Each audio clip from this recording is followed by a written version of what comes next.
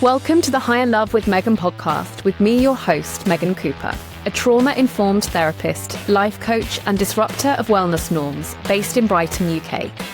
This isn't another nice-to-have wellness podcast. Instead, this podcast seeks to redefine what it means to be well in today's world. Here, we challenge the status quo, seek to reunite wellness with social justice and improve accessibility, diversity and inclusivity within wellness and beyond. As a listener, you are not here to passively consume. Instead, you are an ambassador for real, embodied, societal and systemic change in the world. As your host, I stand for radical self-inquiry and being able to have those confronting but necessary conversations so that we can remember our collective humanity at this time.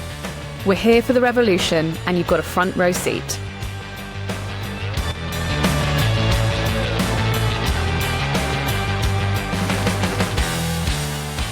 So, today we are joined by 88-year-old Stephen Kapos and his wonderful daughter, Andrea. It's so brilliant to have you both here this morning. So thank you so much for joining us to start off with. Thank you for inviting me. Yeah. Okay, so every time I see or pass you at protests, Stephen, there is a queue lined up to speak to you. And you were recently on stage talking at Together for Palestine at Wembley. And Stephen, I just wanted to ask you to kickstart, how is it for you to become a celebrity in your late 80s? I haven't got used to it, and I don't think I will be able to get used to it. But the reaction I get from individuals or in introductions in organizations, invariably very warm, and I must say that's very nice. And I only had once difficulty in standing at the side of these marches with my group, the Holocaust survivors and descendants against the genocide in Gaza group. Long title, but it does describe what it is. Only once have had somebody come up to me and say, shame on you. And I asked if he was a Zionist by any chance, and he said, yes, of course. And I said, and do you support a genocide? And he said, what genocide? So I said, the discussion is terminated. I do not speak to somebody who, having seen what we can all see, still doesn't believe there is a genocide going on. But typically, we have an extremely warm reception. People come and hug us and kiss us, and so quite a number of people break down crying. I don't quite understand why, because it isn't such a huge deed from us, but there you are. That's the reaction, because they are grateful for having a group which undermines the lies about these protest marches, that these marches are no-go areas for Jews, or that they are hate marches. And I think this group, which I must say I joined, I haven't started it, but we have a brilliant organizer, Mark Atkin, does effectively undermine those lies. And we keep doing it.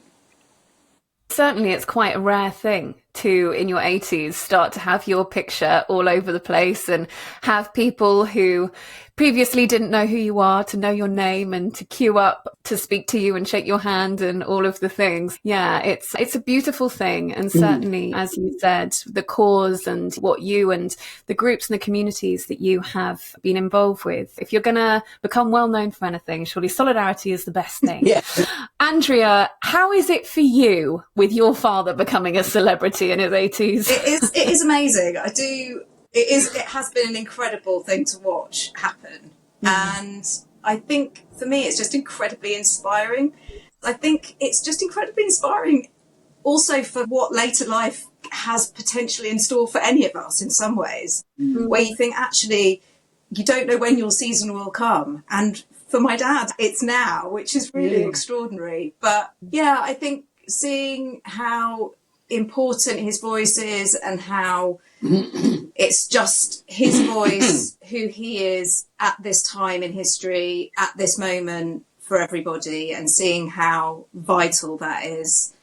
And yeah, it's been really inspiring and I'm just seeing him on stage at Wembley. I was absolutely literally bursting with pride. It's just extraordinary. Yeah, it was amazing. I was there in the crowd at Wembley, and Stephen, obviously you were on stage with Miss Anne Harriman, who we all adore. So yeah, it was a really beautiful moment. And I always laugh with Yasmin as well. For anybody listening, you should go back and listen to the episode with Yasmin and her father, Antoine. And Yasmin is always laughing about becoming her father's social media manager in his 70s. as well. So yes, all unexpected life twists, right? It's becoming a bit of it's a big job. Yeah. Big job. It's funny actually because Yasmin and I both bond over that. It's hilarious about how we're the kind of social secretary, the PR manager, the social media manager. Yeah. But yeah, it's also joy. What a pleasure to be able to have at this point in my life and in my dad's life for us. To have this thing together, it's just, it's not lost on me that this is actually like a really precious moment for me as well. Yeah. There is certainly life after 80. You need to start your own podcast, Stephen. There's at least a book there. The book is on the way. I guess there is. Brilliant. Okay, we'll watch this space. Yes.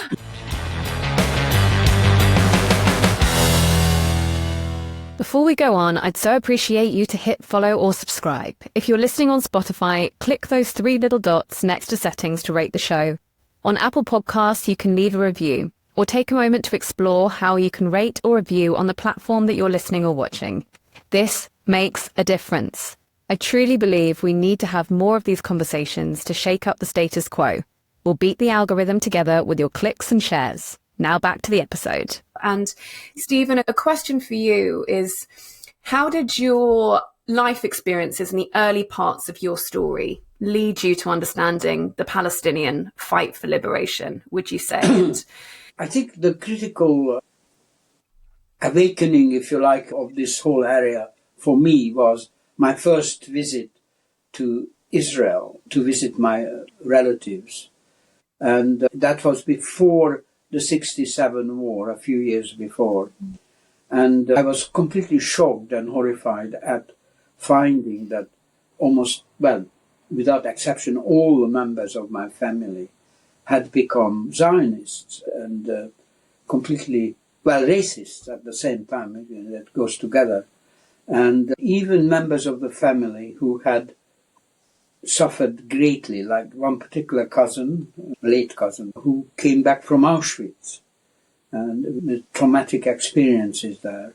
And my aunt, who was acting heroically during the Holocaust, very brave, and became a Christian around that time, genuinely. Some people converted to evade some of the discriminatory legislation, and it worked for a short time, and then later it didn't matter. But almost all my members of family took that route to convert to Christianity, to the Reformed Church, which is one of the Calvinist churches in Hungary. But some members had taken it absolutely seriously, had in a compulsory course in order to get the conversion ratified, they had to go through a course which worked on some of them genuinely. And this aunt, who ended up in Haifa, was one of them, who totally become an extremely serious Calvinist Christian. And yet, at the same time, he was a Zionist. And how you could reconcile Christianity with Zionism is impossible, I think, if you are a genuine Christian, that is. And that was very strange. And not only was he a Zionist, but a pretty extremist Zionist. It was then that I first heard about Netanyahu. He was nowhere near power, but she was mentioning him as a great hope. I don't know if she hadn't lived to see the full fruition of Netanyahu rule, but she consistently remained a supporter. And I was completely shocked by that. Plus, it wasn't only in my family. I noticed that pretty much everywhere there has been in the air this racism against what they call the Arabs. They didn't call them Palestinians. And I explain it partly by this deliberately cultivated fear that if they don't keep them down in violent ways, then they would be, in turn, driving them into the sea. It was a favorite phrase. Or in some way, it was always an existential danger. And yet, when I met Palestinians, casually here and there, I found them invariably very friendly, sweet people. And subsequently, the Palestinians I meet now, I am quite near a Palestinian cafe, the Cafe Palestina, and had occasions to meet all kinds of visiting Palestinians. And invariably, they are embittered people. That there is none of this danger that they are talking about, I'm sure. All they want is their rights. It's so interesting, isn't it? And thank you for sharing that. It's so interesting how the same early life experiences can just manifest in totally different approaches. The way that you've spoken about your cousin and other family members who ended up going in one path in the way that they see the world, and then yourself who speaks so outwardly against what is happening. It's so curious how the same experiences can just send you in very different directions. I don't know if you have anything to share on that. Yes, I do, because I think this shows the power of propaganda, indoctrination. Luckily, in Central Europe, particularly under the Habsburg Austria-Hungary Empire, there was a top-down initiative of using the educated Jewish population for advancing progress from what was still a semi-feudal state into proper capitalism. And the leadership and even otherwise reactionary Habsburg court realized that the educated Jewish population was useful in that transformation, and they supported and even propagated assimilation and integration. And the Jewish population, the educated Jewish population, particularly in Budapest, embraced that completely. So consequently, there wasn't a strong influence of Zionism in Hungary. And we were aware of one or two kind of groups, the Zionist groups, which were regarded as freaks and extremists and not the mainstream of opinion.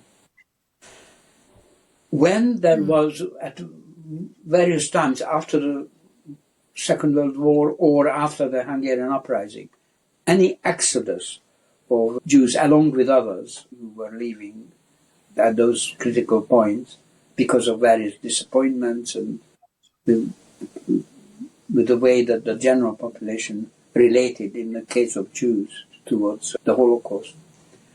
They weren't going to Palestine or Israel later. Typically, those Jews who left went to Australia or Canada.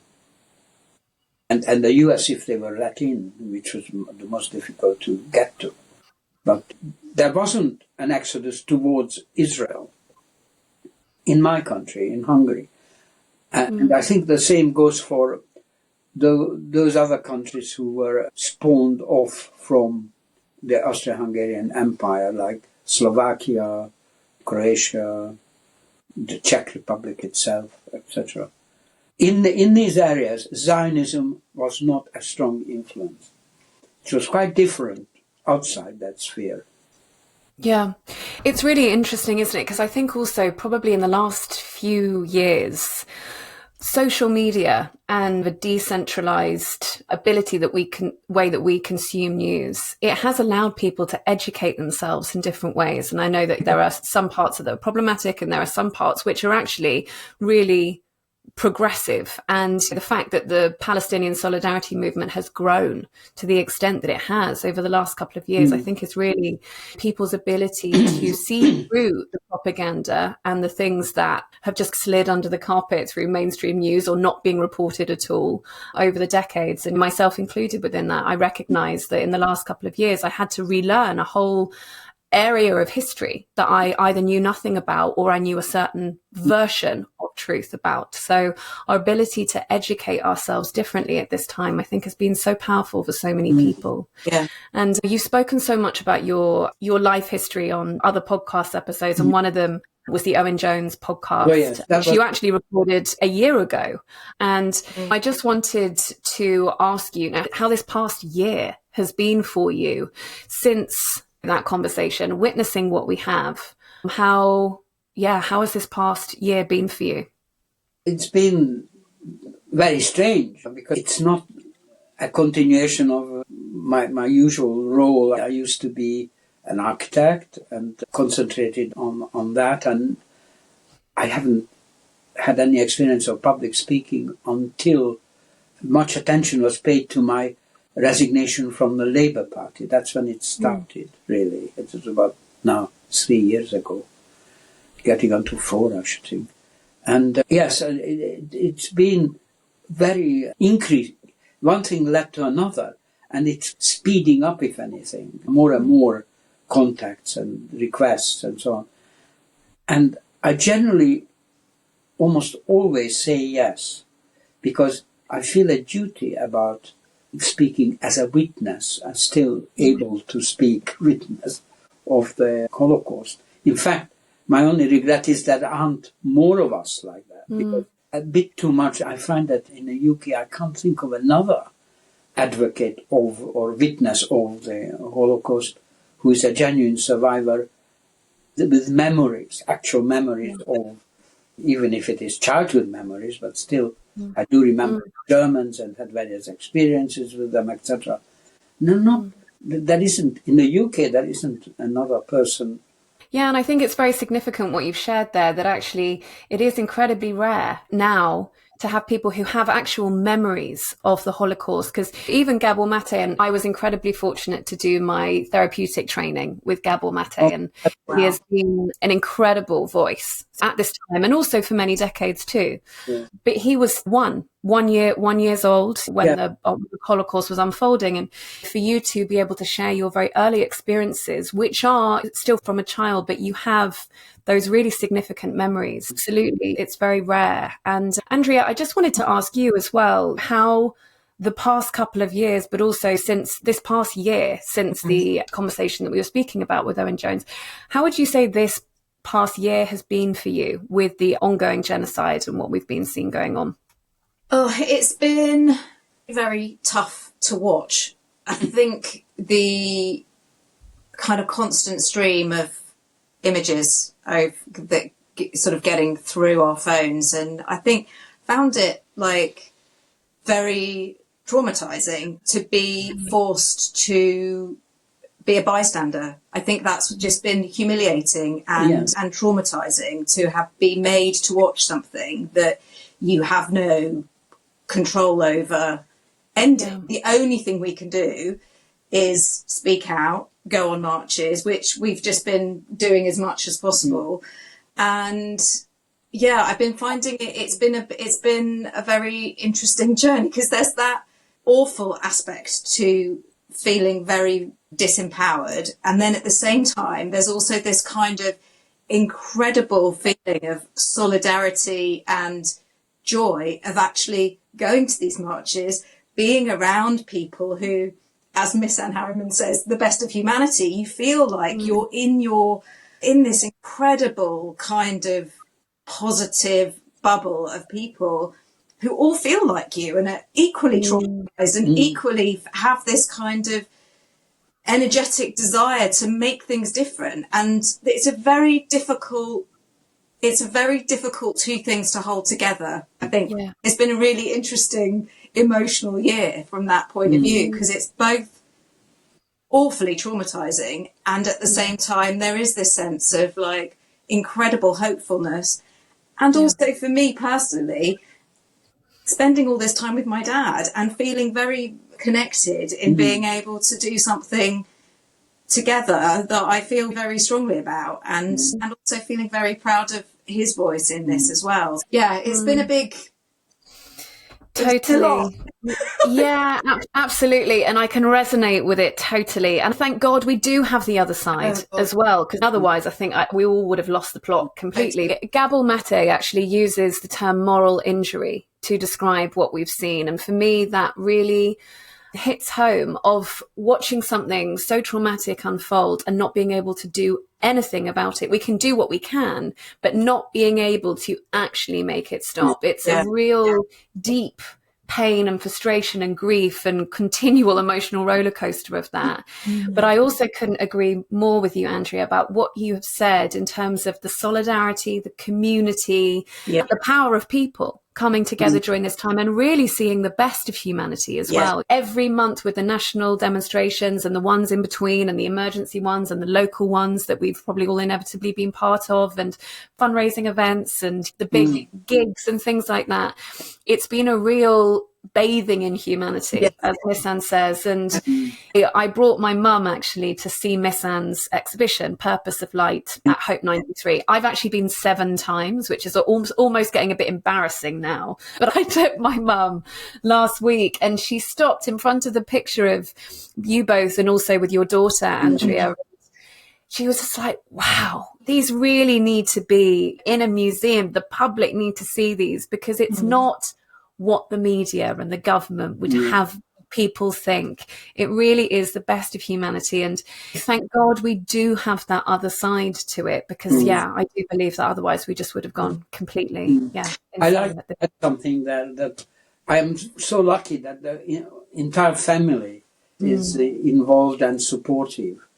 And on one occasion when I was asked to address the end of the march and we're milling around behind the stage with my family, Jeremy Corbyn was there and said, "If these guys are your family, they should line up behind you when you speak." And we did that. And I was so proud, and it was so effective to have 3 generations in this protest fight, including 3 grandchildren who at different times come, and one of them, Clement, actually, who's now 20, is somebody who also helps me a great deal in lots of ways. And like I had this speaking tour organized by Stop the War, where I went to 7 different towns, one after that. He came with me to help me, and he's very good on IT, and I'm rubbish on IT. It worked very well, and I'm so grateful for doing it, that he was doing it. And he also opened an Instagram account for me, which I dare not even look at, because I'm, in case I get absorbed in it too much. and he sorts it for me. That you might be interested in this, or that seems something you want to follow. It's all very helpful. It's amazing. Yeah. And I'm very... You virtually need a tour bus by this point, Stephen. Andrea, how's it been for your... How many children do you have? I know that you have a daughter. One, Just one, okay. How's it been for your daughter as well to be a part of this, the intergenerational aspect? Yeah, she's very engaged with that. She loves coming to the marches. She's also a teenager. She's 14, so she doesn't come every time. She's got other parts of her life going on, but she's very proud of her granddad and what's going on, what he's offering to the world. And I think I'm just incredibly pleased that we're able to give her a kind of perspective on what's going on and how we feel about it and what our sense of humanity is in response to all of this. So she does have to cope with a lot of political conversation at home. But it's good. I can only think that's a good thing, because she's just absorbing it all. Actually, very much in the way that I absorbed it when I was growing up as well, living with my dad. There were a lot of political conversations going on at the dinner table all the time when I was growing up, and it was always about there was always this sense of kind of social justice as part of it. Who is fairness of things? Who is being treated fairly? So that's kind of part of my sort of DNA, and hopefully it's going to be now part of her DNA as well through this experience. I think it's a valuable thing to feel a part of, I think, for a sort of life trajectory, I'd say. But it was interesting, again, thinking about my childhood and growing up with my dad and those stories of the Holocaust, that I don't think I actually really, I don't think we said Holocaust particularly when I was growing up, but it was always just stories about the war. And I remember feeling at the time I went through a stage of being really obsessed with the Second World War and reading lots of novels and everything about the war when I was a kind of young reader, being very interested in that sort of sense of evil, like that there could be people that were that hideously evil in the world, and also very interested in how children were involved with that, particularly because of my dad's story, but also just the idea of, because I was a kid and putting myself in that sort of situation, but also wondering how other people allowed it to happen. I think that was another kind of real, at that time, thinking, what was everyone else doing? Who were the heroes? Who were the people standing up? And actually, I think the past couple of years for me has brought that back to me. And I think that's why I felt so traumatized by seeing stuff on my phone. We all were, but I think there was a particular resonance of thinking, here I am as a witness. I am that person. This is me. This is now. Yeah. What would I do in that situation? This is now. Yeah. So I think that's been very kind of powerful experience. I'd like to add something on that one, that it is virtually unbearable to watch, as we all know what's going on, and the way Gaza looks as a result, and to see that constant displacement and so on. And I think that what's going on is that the Zionism and Israel are humiliating, continually and constantly humiliating the Palestinian people. And at the same time, because of our inability to affect anything, they are humiliating the whole world. And as a result, they're making themselves pariahs, and there is no recovery, I'm convinced. This is terminal for both Zionism and Israel as a state as it is now. Yeah. They virtually reached a semi-fascist state, and it cannot continue. It's not survivable. And then totally. Sorry, you go. No, I'm just saying that is one of the conclusions. I just, also as an architect who has spent a life to construct, to see so much destruction, so casually, is another kind of personal pain for me. And it resonates with the Second World War experience, because towards the end months of the war, 44 Christmas onwards, we were in double jeopardy, both hiding and in fear of discovery. Not me personally, because I didn't fully understand the implications, but the adults certainly were tortured by the constant fear of discovery. But at the same time, a front line went through us, so to speak. And as a result, it so happens that where we were was the location of the climatic fight, the last stand between the German army, with some still loyal Hungarian troops alongside, and the Soviets, which were overwhelmingly stronger by then. And there was total destruction. When we came out of the shelters and looked around, the scene was very much like what you can see in Gaza. There were piles of rubble, burnt out vehicles, dead bodies, dead horses. It is total devastation. But with the following difference, that I keep thinking, that was a byproduct of two armies fighting. And what we are seeing in Gaza is absolutely deliberate destruction to make a place unlivable. And which is a greater evil? It's a good question, I think. And, what you're both expressing there, Andrea, I really heard it from you, of what we're seeing, it not being on my watch, not being in my name. And I hear so many people from the Jewish community saying that, not in my name and not on my watch. And Stephen, I hear that from you as well. You've shared earlier in the episode, that you feel like it is this moral duty for you to speak up, certainly given the experiences that you had so early on in life. Can you elaborate a little bit more on that, on how you really do see it as this duty at this time? It goes back to the fact that I can see that eyewitness account is very powerful. Yeah. And there are very few people, unfortunately, in this country. There may be many more in Israel, I'm sure, but they are probably on the wrong side.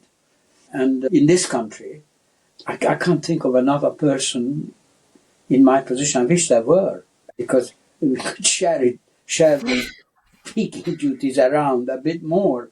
Because one of the downsides for me has been that I really don't say no to any invitation. And as a result, some of my own chores get a bit neglected, to say the least. That is the difficulty. But otherwise, and the other difficulty is, as I keep saying, I'm sorry if it's repetitive, but I only had one Holocaust, not counting Gaza. So inevitably I have to repeat the few experiences that I clearly remember. It's not a continuous video from the beginning of the war to the end. It's more bits of flashes of disconnected experiences. Stephen, when you're speaking, I'm just going to ask you to shift a little bit further towards Andrea so that I can see you in the picture. There we go. Now I can see you. You were going off camera. No, that's all good. Stephen, I wanted to just ask you as well, and this is probably such a boring question for you because you must get asked it all the time. And it's not for my benefit because I know the answer to it, but I just would love to have it from your words. Of how is Palestinian solidarity and speaking up against Israel's actions not the same as anti-Semitism? I'd love for you to answer that in your own words. Well, I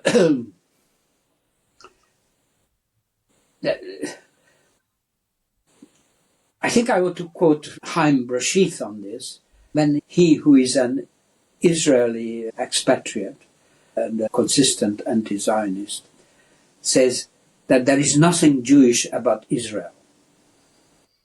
With other words, the way the Zionism and the Israeli state acts, the government, is contrary to the basic beliefs of Judaism as a religion and a set of values, Jewish.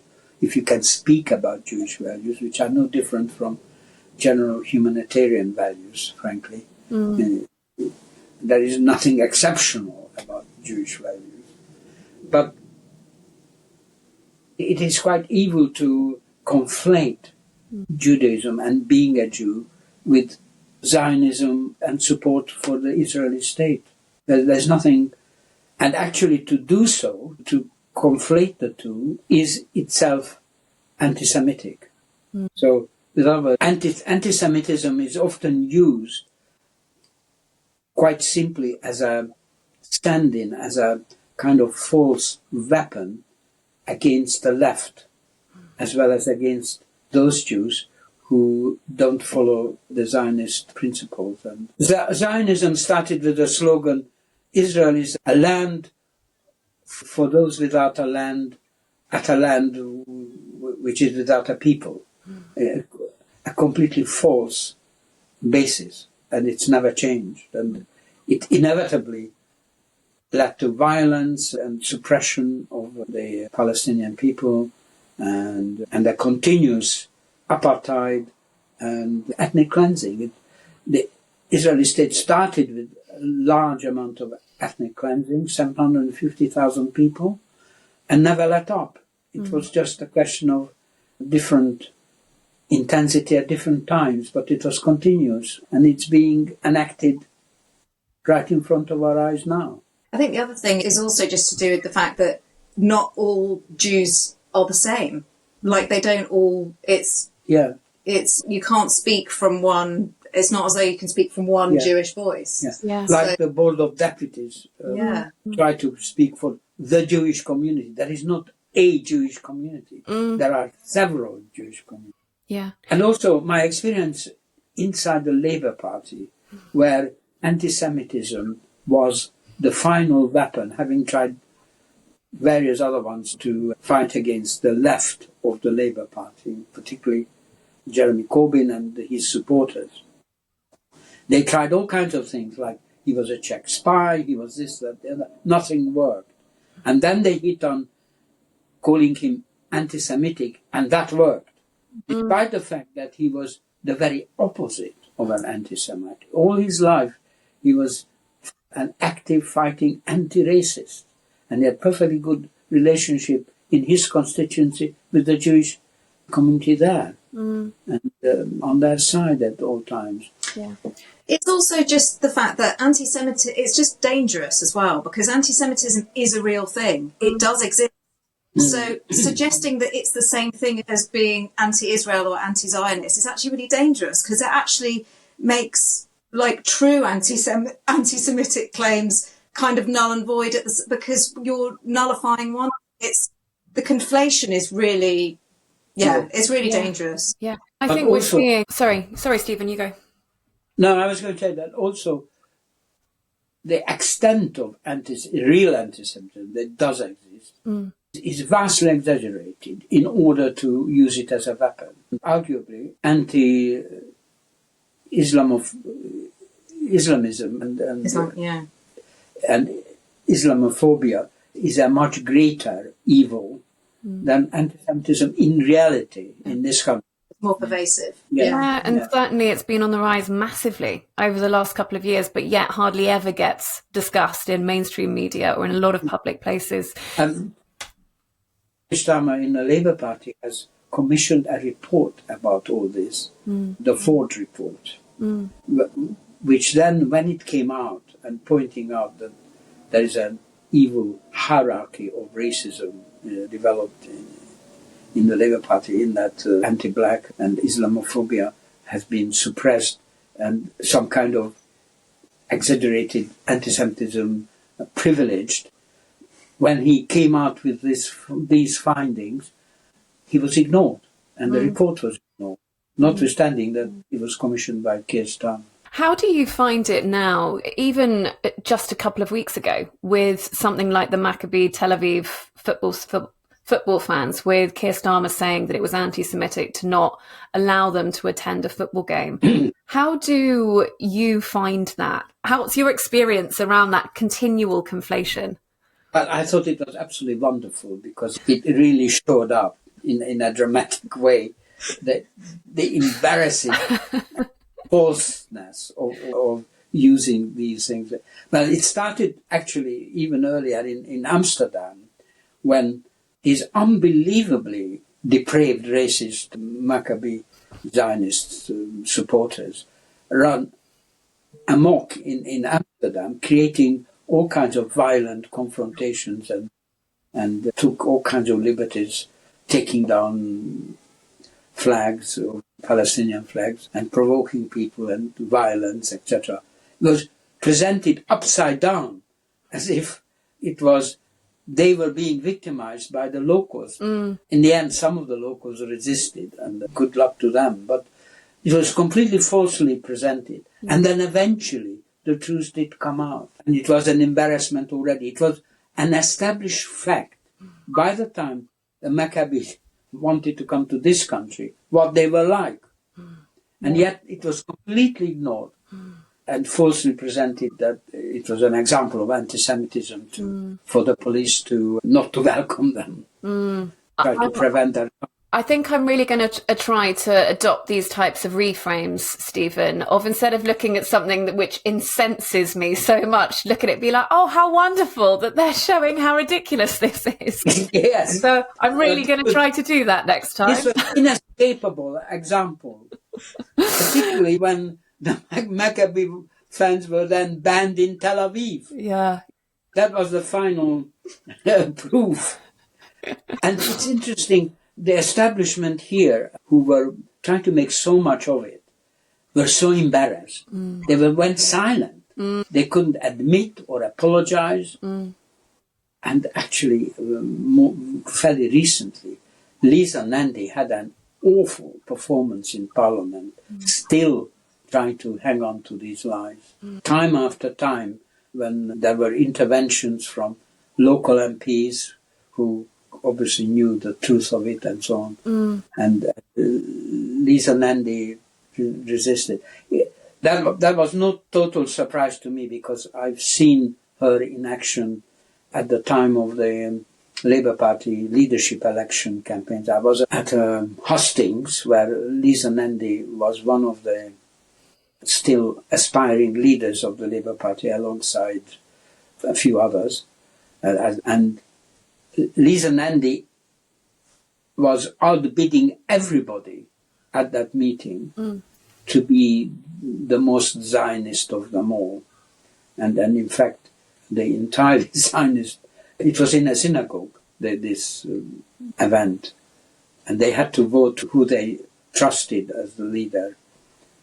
And Lisa Nandy was top of the list, beating Keir Starmer to it.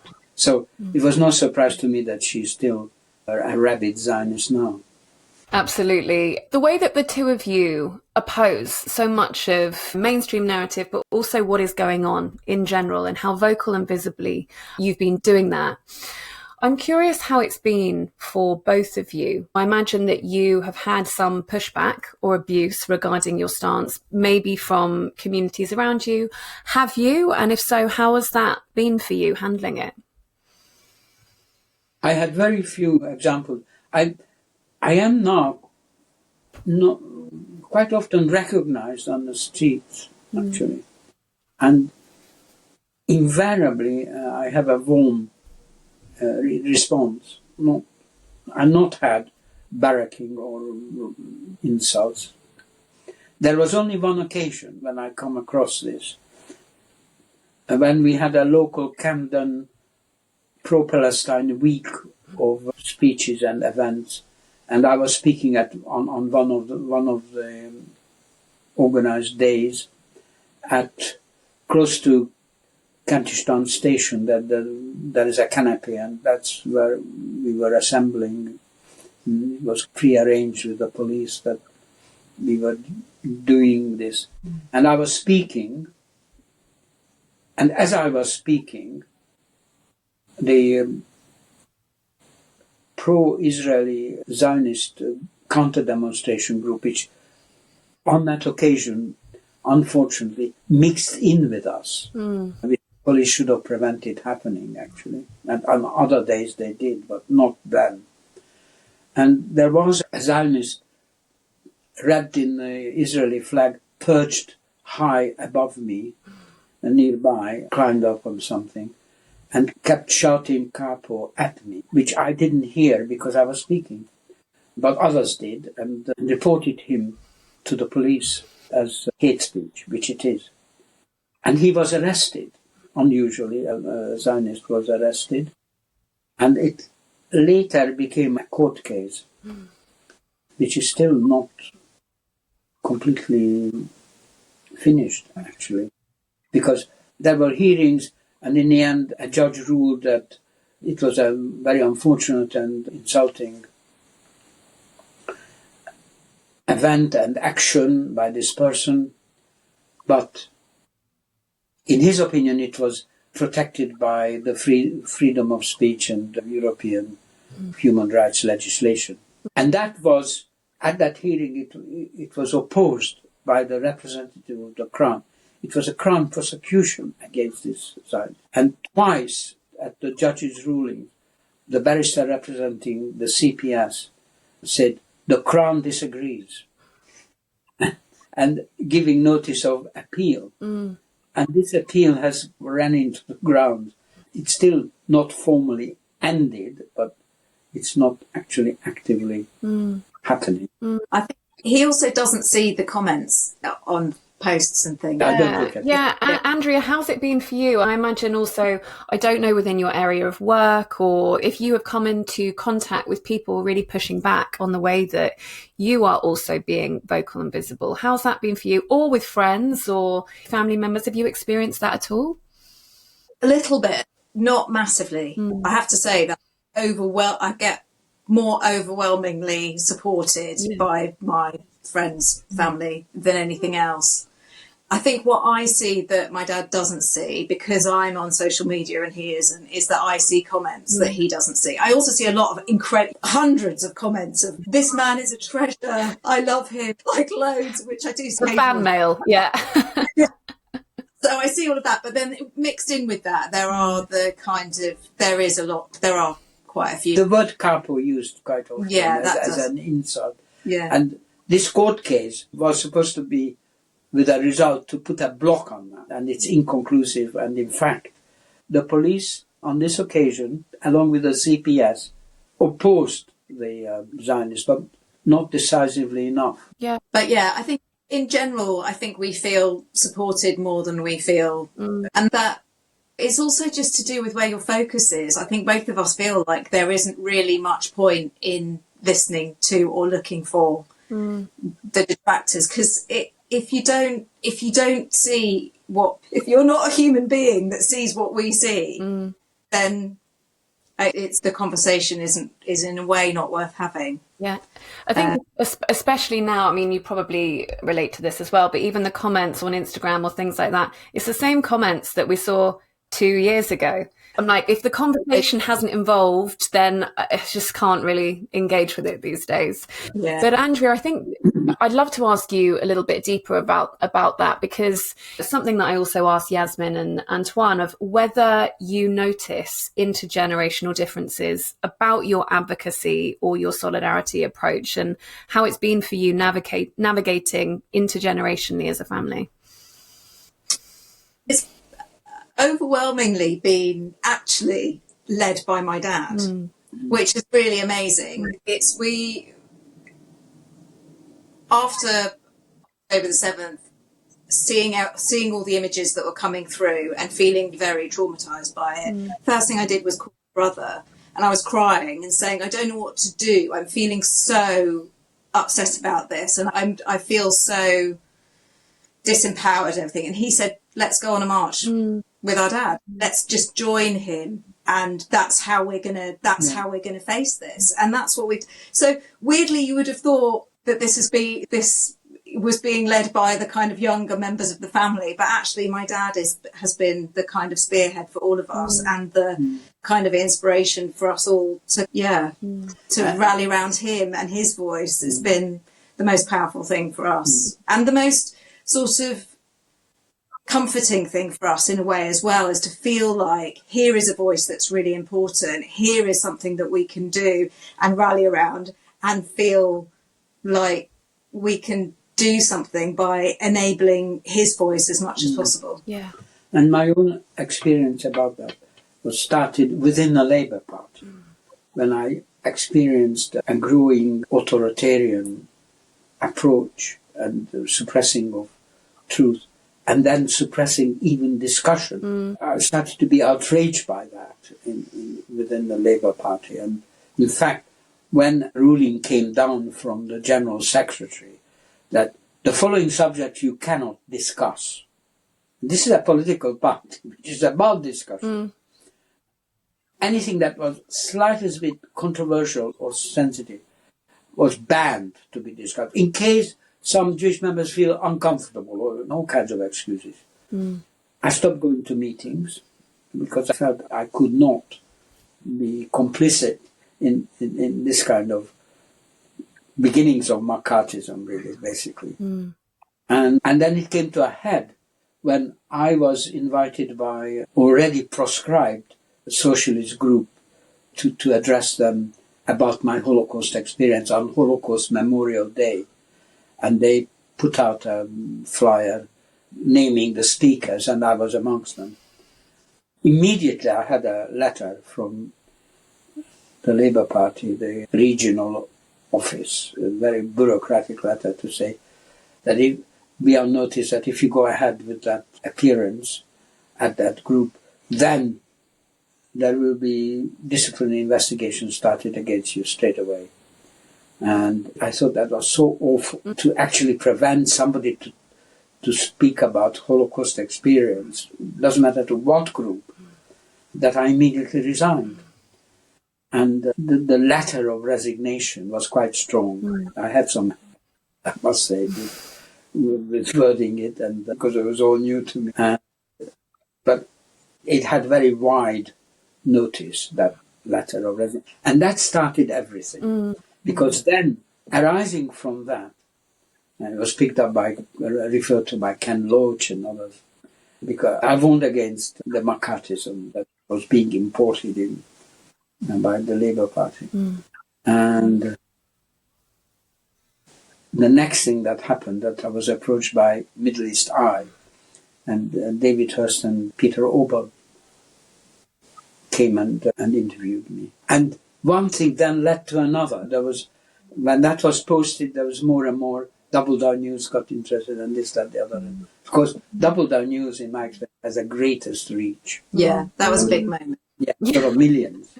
Yeah, and it's just exploded. Yeah, and it's incredible to think that actually, if it wasn't for, again, if it wasn't for social media, if it wasn't for the power of connection, if it wasn't for the decentralizations of news outlets and investigative journalists with platforms speaking up, all of this would just go underneath the radar. We all complain in many ways about social media and the kind of modernization of communication. What a powerful tool at this time. Yeah, absolutely. I just want to ask you, Stephen, some of the most poignant images that I have seen of you over the past years is Miss Anne Harriman's pictures of you reading and witnessing the Choose Love reading of the names. Earlier this year, the names of the children killed in Gaza over the past couple of years. Yeah. I found that so beautiful to witness, of you being a child survivor, listening to the names of tens of thousands of children killed. I just want to ask you how that experience was for you. It was absolutely wonderful and very moving. And I was so grateful to have been asked. And I don't know whether you realize that behind the reader, there was a long transparency, or sort of banner, a very long banner, saying something about for Gaza, etc., and against it. The texture of that was names, which you could only see if you got close, but it was a massive number of names, which actually produced the texture of that banner. And that in itself was very moving. Yeah. There were such beautiful images. I'm so glad that Miss Anne captured those. It was when I saw them after he released them, it was one of those things. There are just some times during the last couple of years where almost the emotion just ebbs out, and once the tap's on, you can't quite turn it off. And every time I saw the images again, I just kept crying. But they were just so beautiful, you staying there for so long as you did and just witnessing and bearing witness. It was just so moving to see. Thank you for being a part of that. It was incredibly moving. Yeah, it was the same for me, and that's why I stayed. I think I'd also stayed because I was reading again. I think I read twice. We did a similar event, not on the same scale, but we did one locally in Brighton where I live just a month ago. And I was stewarding for quite a bit of the day, and we only got to 10-year-olds. By the end of the day, we needed 2 days, and it was amazing. And it was one of those things that it was so harrowing in many ways, but also beautiful to at least be able to honor every single child that we could. Yeah, I've seen another version of the same kind of approach by an activist, Mona, who turns up everywhere all the time. And on one occasion, she did a long, almost endless scroll of all the names written down. And just the length of that thing, which kept being unrolled, and was another very moving occasion. Okay. It's funny, we're talking about people criticising and stuff. We had, at the last march on October the 11th, there was a Zionist came up to us and engaged us in conversation. She was she was quite disingenuous, actually, because she started off by saying, "Oh, I'm also a descendant of a Holocaust survivor." And so we were like, "Oh, you should join our group." Blah, blah. And then as the conversation continued, we started to realise that what her position was. But you ended up saying to her, because she was justifying the anti-Semitic aspect of everything, all of the usual kind of thing. And I think you said, "Do you believe that it's a genocide?" And she said no. Then you also said, "But how do you justify the amount of babies and children being killed if this isn't a genocide?" Yeah.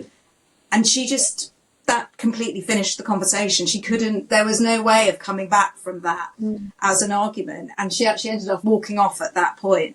But it was a real kind of conversation and full stop. There is no justification ever for this amount of babies and children being killed, ever, for any reason. It doesn't matter what label you put on it. No. Whether it's war crime, atrocities, or genocide, the fact is the same.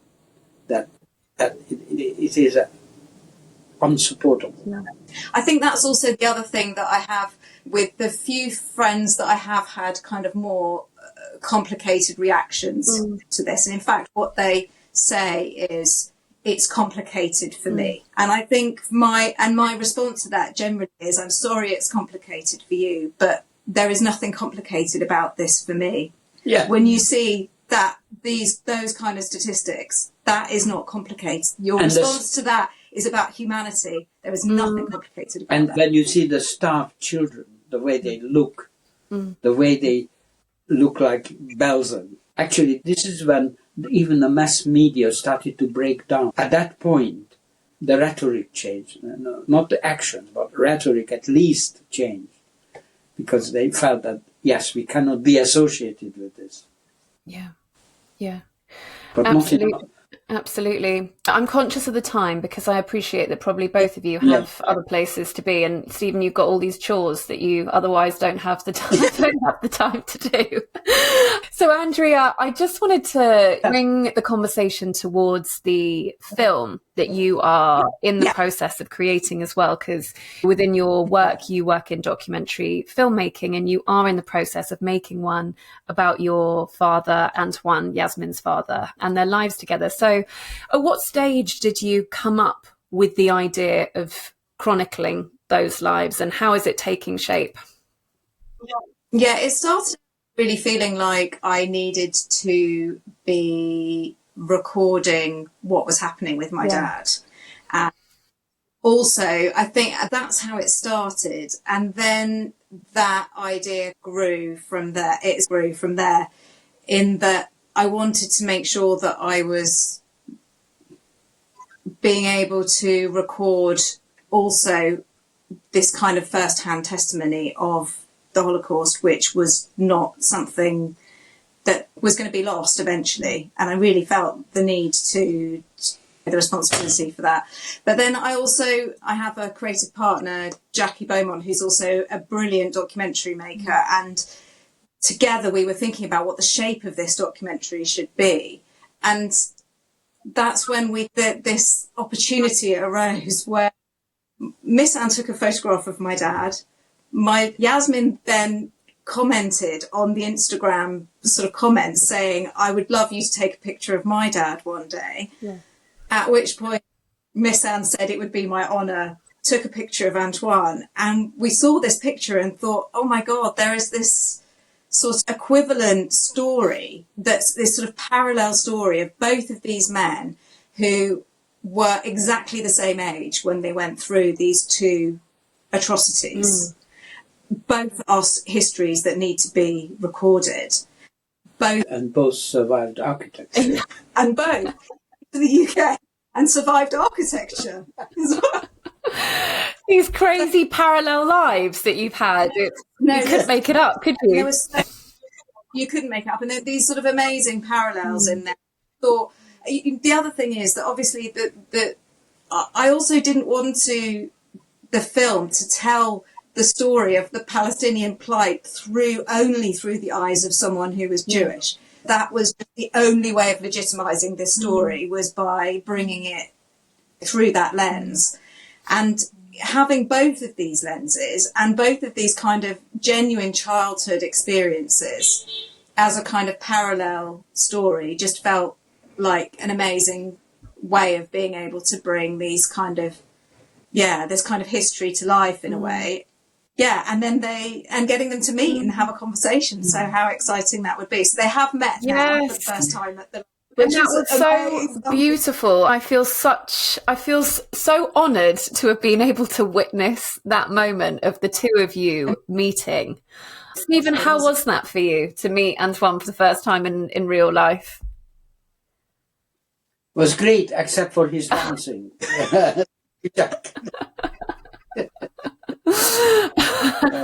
But I couldn't follow. I was very surprised about how vital and alive he was, because I had just virtually a few days before, a similar kind of parallel presentation experience in Prague, where I was invited to take part in a particular event that they organized, a vigil, as they called it, and march, which ended in a meeting in the evening where we took the stage together I was there with a Nakba survivor, a Palestinian, and Mr. Jamal. And we spoke one after the other. Actually, he spoke in Czech because he was displaced and found his life in Prague following the Nakba, and it was perfect in the local language. But I didn't understand what he was saying, of course, and I followed him. But we jointly presented side by side and had an extremely warm reaction and response. He was a very nice guy, but a very quiet, retiring, gentle person. And that was my image of the Nakba survivor Palestinian. Until you met Antoine. which blew that out of the... I think we're very much looking forward to, because they had this meeting, which was amazing. This moment was just, we were very anxious about it because it was such an uncontrollable environment. And we didn't really know. We did the best we could in terms of being able to try and coordinate that to happen at the right time. And it was an extraordinary moment where it was literally like the sea kind of parted and they came together in this incredible moment. But we are in a couple of weeks' time going to Italy and going to meet Antoine. You're going to sit down and have a kind of proper conversation that we're going to film. That I'm really looking forward to as well, so that they can really get to know each other and understand each other's stories. But it's been a real pleasure for me as well to meet, to become friends with Antoine, because he's such a warm, amazing character. So I'm looking forward to my dad. He's a few years younger than me, but he's still active. He claims in architecture itself. Yeah. So they're in fact, Antoine's saying is, I just can't wait to talk about buildings with him. Might be difficult for you, Andrea, to get them to talk about the bits that you need to for the film. Yasmin, sorry, you go. No, I was just going to say that is part of the documentary will be obviously those kind of connections as well. But keeping them on track will be fun. They're both good talkers. Totally. As well. Yasmin suggested that we should do a podcast episode with the four of you, but I thought that for that we definitely need some kind of talking stick or something like that to probably just carve out an entire afternoon or day, maybe, for the whole thing. Absolutely.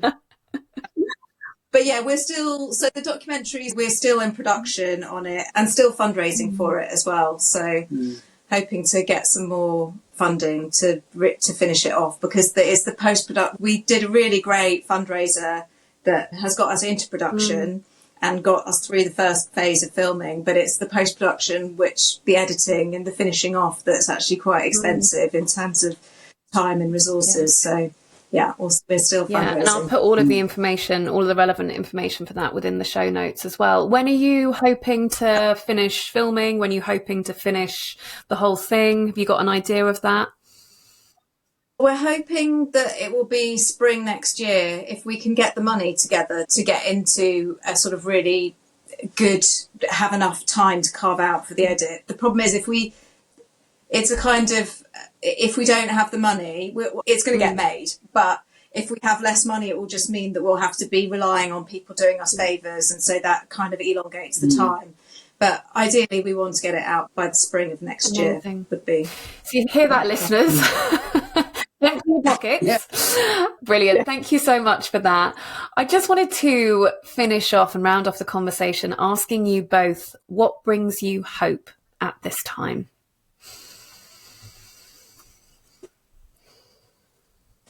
You could come in. Sorry, Stephen, if you could come in as a little bit too. Yeah. Here we go. Yeah. That there is this inevitable logic of the situation that I mentioned earlier, that there is no coming back from the crime of genocide. And quite clearly, this is going to lead to fundamental change. It's only a question of time, and it's only a question of how much pain during that the Palestinians will, and all of us, will have to endure. But there is no doubt about the direction of travel in that both the Israeli state and the Zionism, as I said earlier, will have to be replaced and dismantled, and something much more new and democratic and just put in place. A bit like South Africa on those lines, but that took a long time, and this will have some time to run. And in fact, it's one of the objections or criticisms of our marches and the stand, to say that you've been doing all this and you haven't been successful, you haven't made an impact on the government, etc., which is not entirely correct. I think much of what has happened, for example, according to rumors, Trump said to Netanyahu recently, you can't fight the whole world. And that's down to us to quite an extent, that we showed where the world was in this matter. So that's a roundabout way of saying that there is hope in the direction, and there is hope in this country in the potential alliance between the Greens and the new party that is being developed.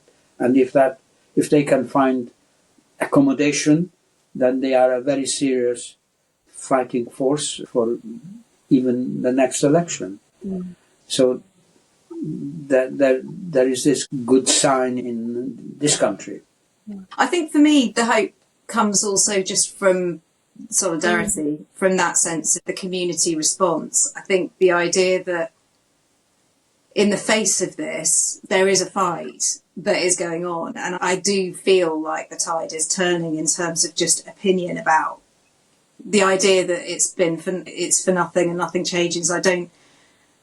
I'm trying not to subscribe to that. I don't feel like that is the case. I think there's a lot of hope that can come from more and more people, more and more of us banding together and feeling the same way, and feeling that humanity, that sort of shared sense of humanity. I think that's really.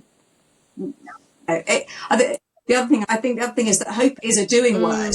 So it's a verb. You have to get out there and do it in order for it to have an energy behind it.